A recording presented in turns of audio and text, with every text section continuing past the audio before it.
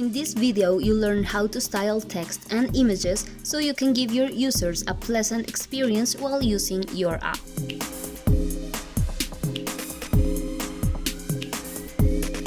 To create new elements in the Webcat platform, click on the plus icon located in the element panel. You'll see there a pop-up where you can select the type of element you'll be adding to your canvas.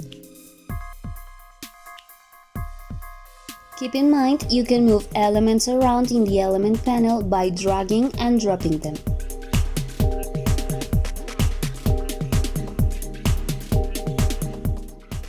To have perfectly arranged elements, select the element you'd like to change.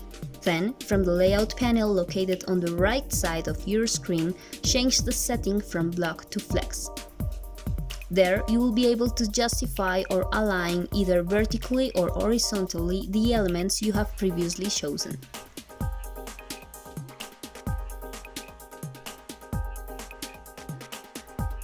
The sizing and spacing panel located in the right panel in design mode will allow you to create flexible interfaces by setting the size and spacing configurations of your elements. Here, customize margins, paddings, and minimum and maximum width and height of elements so they can adapt to different screen sizes.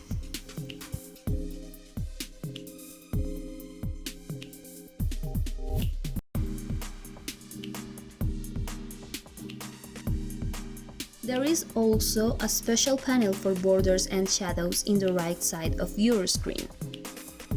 Just select an element and switch the values in the borders and shadows panels as you like.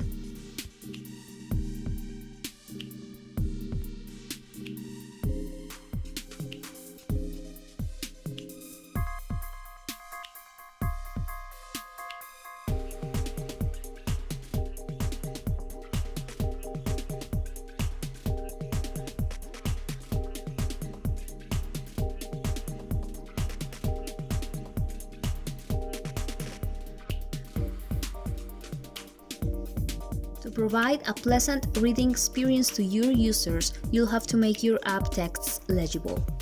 From the typography panel in the right panel, you'll be able to switch between all the Google fonts, while also setting its size, line height, spacing, indent, decor aspects, and alignment type.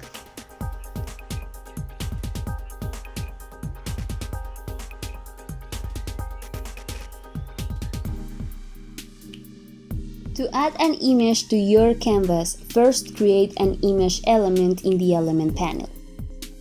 A default image will be placed inside it. We will change the element a little bit by adding a padding, setting its width and height measurements, and centering the element.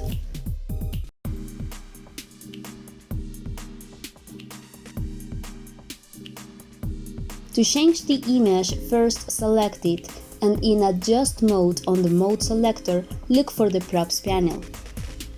Then, click on the URL field and either upload an image or choose between the different libraries. We'll use Unsplash and we'll look for a pottery-related image. Then click on Upload it and you'll find it placed in your canvas. If your image element has a different size to the image you just uploaded, it will look something like this, all stretched to fill in the space. By going back to the Props panel, you can set its fitting configuration, either selecting Fill, Cover, or Contain.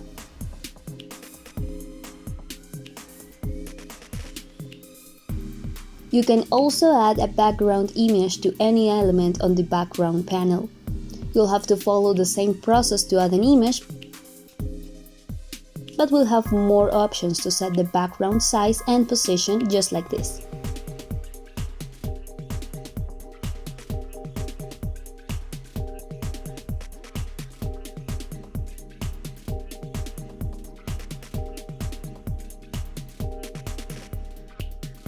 Next video will cover how to build a layout from scratch.